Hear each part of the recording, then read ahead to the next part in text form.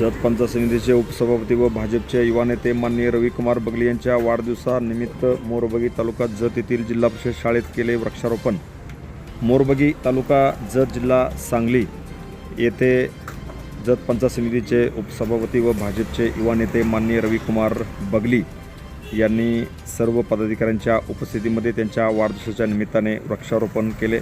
यावेळी PWDचे ऑफिसर शिवानंद कारकल, धर्माराय बगली, राजकुमार बगली, हेल्थ ऑफिसर अरुण बगली, ईश्वरप्पा बालगाव, सलीम नदाब, लक्ष्मण अंकलगे सर, महेश भंडारकवटे, रवी सुतार, मुन्नाबाई व जिल्हा परिषद शाळेचे प्रशांत वाघोली, सदाशिव खरात, हिरेमेड सर, सुनील कांबळे यांच्यासह अनेक मान्यवर यावेळी खास करून उपस्थित होते।